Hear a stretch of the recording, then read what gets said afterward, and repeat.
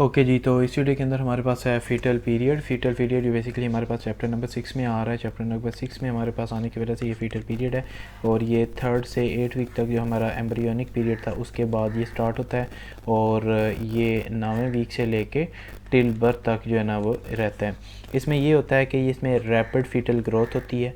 Accurately अगर हम देखें तो duration of the normal pregnancy जो है उसको 266 डेज़ हम कंसिडर करते हैं, यहाँ पे 38 वीक्स आफ्टर द फर्टिलाइजेशन।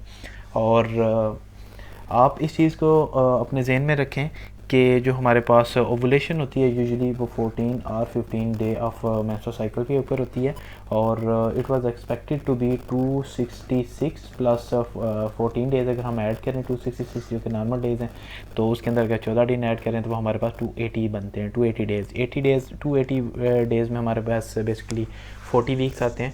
तो आफ्टर द लास्ट नॉर्मल जो मेंस्ट्रुअल पीरियड है उस दिन से लेके हमारे पास 280 डेज़ तक जो है ना वो नॉर्मल फीटल पीरियड होता है। और फॉर द सेवरल पर्पसेस अगर हम डिफरेंट पर्पसेस की वजह से हम लोग जो पूरा जो पीरियड रहता है हमारे पास गेस्टेशन का जो हमारे पास उसको हम 3 पार्ट्स में डिवाइड करते हैं। आफ्टर ईच पार्ट जो है ना उसके अंदर 3 मंथ होते हैं और 3 मंथ को हम जो है ना वो ट्राइमेस्टर कहते हैं। So it is called the first trimester, second और थर्ड ट्राइमेस्टर जो है ना वो हमारे पास यूजुअली फीटल पीरियड के होते हैं। टोटल अब जो हमारे पास प्रेगनेंसी के 3 ट्राइमेस्टर होते हैं और हर ट्राइमेस्टर के अंदर जो है ना वो 3 दिन होते हैं, 3 जो है ना वो मंथ होते हैं। उसके बाद हमारे पास इस चैप्टर के अंदर फीटल मेम्ब्रेन्स है। फीटल मेम्ब्रेन में सबसे पहले हमारे पास एलेंटोइस आएगी। एलेंटोइस जो है ना वो एक defined as a protrusion from the yolk sac फिर प्रोट्रूजन आएगी early. It extends through the connecting stalk से जो है ना ये एक्सटेंड करेगी। आफ्टर द फोल्डिंग जब बॉडी फोल्डिंग हो जाती है connects with the hindgut. तो ये हाइंड गट जो लोअर पार्ट है हमारे पास हमारे पास गट ट्यूब का उसके लोअर एंड के साथ जो है कनेक्ट हो जाती है। एलेंटोइस जो है वो ओरिजिनेट होती है as a diverticulum from the endoderm. Endoderm से एज एक डाइवर्टिकुलम के तौर पे ये ओरिजिनेट होती है अराउंड द 16th डे। जो प्रॉक्सिमल पार्ट होता है एलेंटोइस का वो basically apex of the urinary bladder के साथ अटैच होता है। Whereas the distal part है उसको वो बेसिकली ओरेकस उसको कहते हैं। और आफ्टर दी बर्थ वो बेसिकली मीडियन अम्बलाइकल लिगामेंट के अंदर जो है ना वो कन्वर्ट हो जाता है या मीडियल अम्बलाइकल फोल के अंदर कन्वर्ट हो जाता है। मीडियन अम्बलाइकल लिगामेंट, तो हमारे पास जो एलेंटोइस है वो मीडियन अम्बलाइकल लिगामेंट बन जाएगा। उसके बाद हमारे पास आएगा डेसिडुआ। डेसिडुआ बेसिकली एंडोमेट्रियम का वो वाला पार्ट जहाँ पे इम्प्लांटेशन हुई है उस रीजन को हम डेसिडुआ कहते हैं। और इसके 3 पार्ट होते हैं, एक डेसिडुआ बेज़ेलस होता है, एक डेसिडुआ कैप्सुलैरिस होता है और एक पैराइटैलस होता है। Endometrium of the uterus after the implantation, जो हमारे पास यूट्रस की जो एंडोमेट्रियम है आफ्टर द इम्प्लांटेशन उसको हम डेसिडुआ कहते हैं। और इसके 3 पार्ट हैं, एक डेसिडुआ बेज़ेलस है between the conceptus and the uterine wall. तो एक जगह पे यहाँ पे कंसेप्टस जो है ना वो यूटेराइन वॉल के साथ जो है ना वो अटैच हुआ है, उन दोनों के दरमियान ये वाली जो लोकेशन है इस जगह को हम डेसिडुआ बेज़ेलस कहेंगे। और it shares the placental formation, यहाँ पे जो प्लेसेंटल फार्मेशन की शेयरिंग है वो मदर और फीटल दोनों साइड पे यहाँ पे प्रेजेंट होती है। उसके बाद हमारे पास आएगा डेसिडुआ कैप्सुलैरिस। डेसिडुआ कैप्सुलैरिस है कनेक्ट करता है कंसेप्टस को विद द यूटेराइन कैविटी। और उसके बाद हमारे पास डेसिडुआ पैराइटैलस आएगा जो कि लाइन करता है वॉल्स ऑफ द यूट्रस। तो यूट्रस की वाल को जितना हमारे पास एंडोमेट्रियम लाइन कर रहा है उसको हम डेसिडुआ पैराइटैलस कहेंगे। तो हमारे पास डेसिडुआ कैप्सुलैरिस और पैराइटैलस जो हैं वो दी विल एट्रोफी और डिसअपियर, ये एट्रोफी में चले जाएंगे और यूजुअली डिसअपियर हो जाएंगे ड्यूरिंग दी प्रेगनेंसी। उसके बाद हमारे पास आता है एमनियन। एमनियन जो है on the day 8 in the 3 phases it forms on the day 8, ये डे 8वें दिन के ऊपर होता है। 3 फेजेस के अंदर ये बनेगा। सबसे पहले हमारे पास आएगी ब्लास्टोसिस्ट।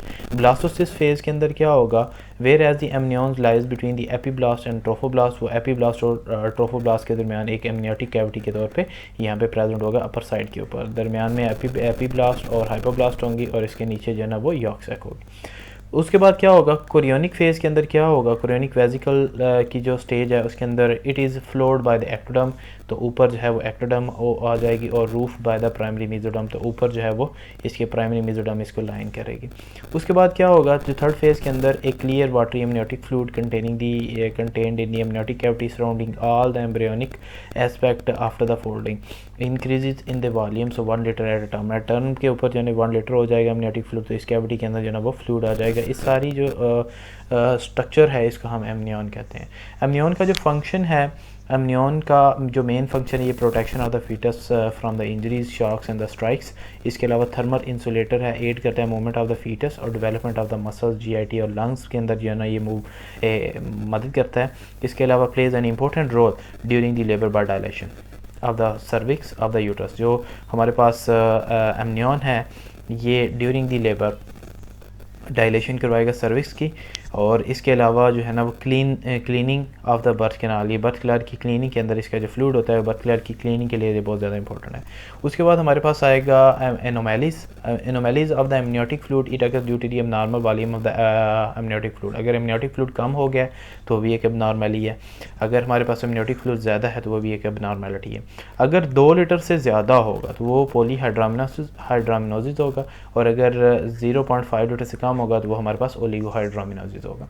तो ये था हमारे पास एमनियन। उसके बाद आता है हमारे पास कनेक्टिंग स्टॉक।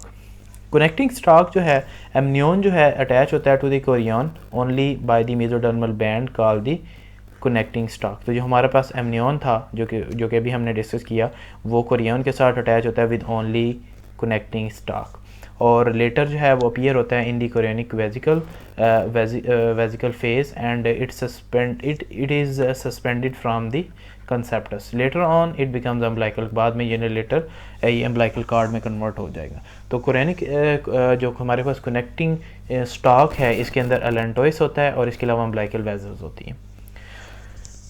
नेक्स्ट जो स्ट्रक्चर हमारे पास आ रही है फीटस की वो है अम्बलाइकल कार्ड। अम्बलाइकल कार्ड एक बहुत ही इंपॉर्टेंट स्ट्रक्चर है। ये कनेक्शन होता है between the umbilicus of the foetus के अम्बलाइकस और central part of the foetal surface of the placenta.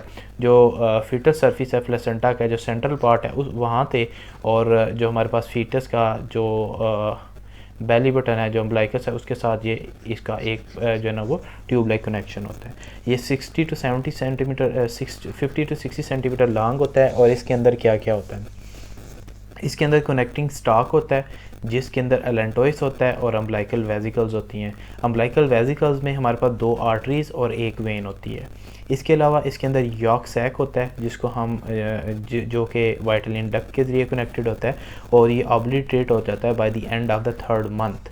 इसके अलावा protective layer of the vessels formed by the amnion जो कि वाटन जेली होती है वो भी इसके अंदर प्रेजेंट होती है कार्ड के अंदर। इसके अलावा इसमें रेमिनेंट होते हैं एक्स्ट्रा एम्ब्रियोनिक सिलोम के, और उसके बाद आती हैं अम्बलाइकल कार्ड की एनोमैलीज। इसमें ट्विस्टिंग आ सकती है, the most common are the common but it's longer than the cord. उसके बाद हमारे पास आए cords attached either to the amnion velamentous attachment और to the peripheral part of the placenta. इसमें जो है ना वो बैटलडोर प्लेसेंटा आएगा। अब नॉर्मल जो लॉन्ग और अब नॉर्मल शॉर्ट कार्ड भी हमारे पास हो सकते हैं। इसके अलावा ट्रू और फॉल्स नॉट्स भी जो है ना वो प्रेजेंट हो सकती हैं अम्बलाइकल कार्ड के अंदर। उसके अलावा हमारे पास आएगा कोरियन बेसिकली एक कवरिंग है ऑफ कोरियोनिक वेजिकल, और कंपोज होता है बिटवीन दिस आउटर लेयर इसकी सेंसिटिव ट्रोफोब्लास्ट से बनी होती है, मिडल लेयर इसकी साइटोट्रोफोब्लास्ट से बनी होती है, और इनर मोस्ट लेयर जो है ना वो इसमें मीजोडर्मल प्राइमरी मीजोडर्मल जो लेयर है जिसको हम एक्स्ट्रा एम्ब्रियोनिक सोमेटोमीजोडर्म कहते हैं, ये इन तीनों चीज़ों से मिलके कोरियन बना होता है। जो इसकी डिवीजन है कोरियन की वो ये है कि हमारे पास कोरियन फ्रंडोजम होता है और उसके अंदर मैनी विलाइज होते हैं जो कि लॉन्ग होते हैं टूवर्ड दी डेसिडुआ बेजालिस और फॉर्म करते हैं fetal part of the placenta. इसके अलावा कोरियन लाइव होता है, लाइव ये smooth short towards the decidua capsularis होता है और ये एट्रोफी में चला जाता है।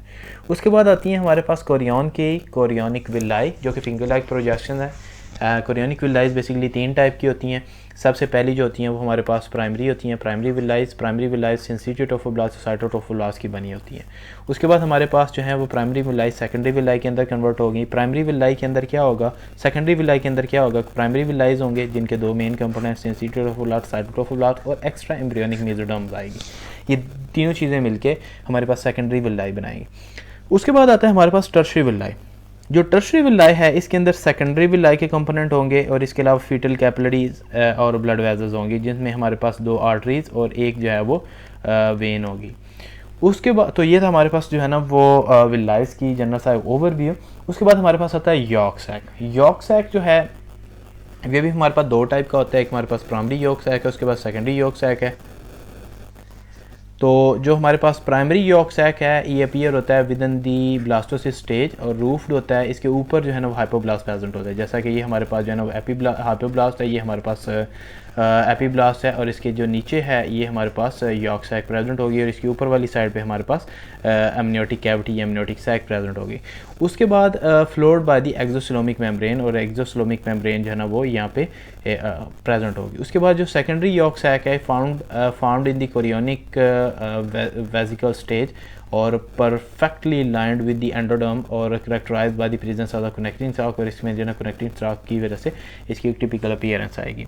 As a result of the folding, जब फोल्डिंग हो जाएगी तो जो हमारे पास यॉर्क सैक का जो नाम है सेकेंडरी यॉर्क सैक जो है ना वो डेफिनेटिव यॉर्क सैक में उसको नाम जो है वो कन्वर्ट हो जाएगा। यॉर्क सैक का रोल क्या है? Yolk sac basically nutrition provide करती है ड्यूरिंग द वीक 2 से लेके वीक 3 तक। जो एम्ब्रियो होता है उसको न्यूट्रिशन प्रोवाइड करती है। इसके अलावा जो प्राइमोडियल जर्म सेल्स हैं, फॉर एग्जांपल जो हमारे पास जर्म सेल्स में हमारे पास गैमीट्स और ओवाज हैं, ये प्राइमोडियल जर्म सेल्स जो है ना वो उनका ओरिजिन भी यॉर्क सैक से होता है। इसके अलावा आरबीसीज और डेवलपमेंट आरबीसीज की डेवलपमेंट जो है ना वो ऑन इट्स वाल इन द वीक 3 के अंदर जो आरबीसी की डेवलपमेंट है वो यहाँ पे होती है और इसके अलावा यॉर्क सैक जो है प्रोटेक्शन करवाती है। उसके बाद फेट क्या है at the end, yolk sac में हमें एट द एंड क्या बचेगा? फेट जो है उसमें यह है कि वीक 10 के ऊपर it shrinks as a pregnancy advances और गेट स्मॉलर। ये जो है ना जैसे प्रेगनेंसी जो है ना वो एडवांस होती जाती है तो जो हमारे पास यॉर्क सैक है वो श्रिंक होती जाती है और स्मॉलर होती जाती है और एट द एंड ऑब्लिटरेट हो जाती है। Then we have the placenta. Placenta जो है वो एक बहुत ही इंपॉर्टेंट स्ट्रक्चर है और प्लेसेंटा में हमारे पास ये है कि ये वो वाली लोकेशन होती है जहाँ पे अम्बिलिकस कॉर्ड जो है ना वो मदर की जो यूट्रस की एंडोमेट्रियम वहाँ पे अटैच होता है। तो प्लेसेंटा जो है ना एक टेम्पोरेरी फीटो मैटरनल ऑर्गन है और it appears at the by the beginning of 4th month. ये 4th मंथ के स्टार्ट के अंदर जो है ना वो अपीयर होता है। डिस्कॉर्ड शेप होती है और नियरली सर्कुलर और थिक होता है इन एट सेंटर और 500 ग्राम एट टर्म जो है ना ये इसका वेट होता है। It has a maternal portion और फीटल पोर्शन। मैटरनल पोर्शन में डेसिडुआ बेजाइलस होता है, फीटल पोर्शन में कोरियोनिक फ्रंडोजम होता है और इट हैज़ 2 सर्फिस की 2 सर्फिस हैं। एक तो फेस कर रही होती है मदर को जो कि मैटरनल सरफेस होती है, ये यूजली रफ़ होती है, अटैच होती है यूट्राइन पाल के साथ और इसको हम डिवाइड करते हैं by the placental septa. Placental septa जो होते हैं इसके अंदर वो मैटरनल सरफेस को डिवाइड करते हैं और ये 15 से 20 जो इर्रेगुलर जोन्स हैं उनको कोटाइलिडॉन्स के अंदर जो है ना वो हम डिवाइड करते हैं। प्लेसेंटा जो है वो डिवाइड हो जाता है। उसके बाद हमारे पास फीटल सरफेस है जो कि स्मूथ होती है, एमनियन से कवर्ड होती है, शाइनी अपीयरेंस होती है और अम्बिलिकल कॉर्ड जो है वो इसके सेंटर में अटैच होता है। उसके बाद जो टर्शरी विलाइज होती हैं विलस कोरियोन के अंदर या कोरियोन फ्रंडोजम के अंदर, उसके अंदर फीटल वेजल्स होती हैं और वो फीटल वेजल्स 2 टाइप की होती हैं। एक हमारे पास स्टेम होती है टर्शरी विलाई जो हैं वो 2 टाइप की होती हैं। एक हमारे पास जो है वो स्टेम विलाई होती हैं for the attachment into decidua basalis और give the branches into either side. उसके बाद जो सेकंड टाइप है वो हमारे पास टर्मिनल विलाइज आती हैं। टर्मिनल विलाई फ्री विलाइज होती हैं और ये एक्सटेंड करती हैं through the intervillous space between the 2 neighbouring villi और ये basically exchange of the substances के लिए होती हैं। जो डेसिडुआ बेजाइलस होता है उसके अंदर मटरनल वेजल्स होती हैं जिनको हम स्पायरल आर्टरीज़ कहते हैं। स्पायरल आर्टरीज़ डेसिडोबेज़ाइलस के अंदर होती हैं। मटरनल ब्लड जो है ना is only content of the intervillous space. Maternal जो ब्लड है वो सिर्फ इंटरविलस स्पेस के अंदर होगा। फॉर एग्जांपल आप यहाँ पे देख सकते हैं कि ये हमारे पास जो है ना वो इंटरविलस स्पेस है। इंटरविलस स्पेस के अलावा ये हमारे पास एंकरिंग विलस है, जो कि विलाई के दो टाइप हैं। ये हमारे पास एंकरिंग विलस है और इसके अलावा ये जो पार्ट है हमारे पास ये डेसिडोबेज़ाइलस है, जो कि मैटरनल पार्ट है प्लेसेंटा का। उसके बाद जो डेसिडोबेज़ाइलस की आउटर साइड पे मायोमेट्रियम प्रेजेंट है।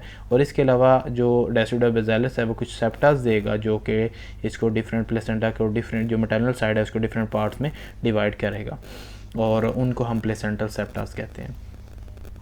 उसके बाद हमारे पास नेक्स्ट है जो फीटल ब्लड है वो कम्प्लीटली सेपरेट होता है from the maternal blood by the membrane which act as a selective barrier, और उसको हम प्लेसेंटल बैरियर कहते हैं। प्लेसेंटल बैरियर जो है वो बेसिकली 4 लेयर से मिलके बना होता है और इसमें जो है in the late pregnancy only the 2 layer persist, जिनमें सिंसिटिव ट्रोफोब्लास्ट और फीटल कैपिलरी एंडोथेलियम जो है ना वो रह जाती है। तो जो मेजर फंक्शन है प्लेसेंटा का उसका निमोनिक आप याद रख लें कि अहमद इसका निमोनिक है। ए से अलाउ करता है न्यूट्रिएंट को, गैसेज को, इलेक्ट्रोलाइट्स को to pass from and to the foetus. इसके अलावा एच ये हार्मोन की प्रोडक्शन करवाता है जिनमें प्रोजेस्टेरॉन, एस्ट्रोजन और HCG है।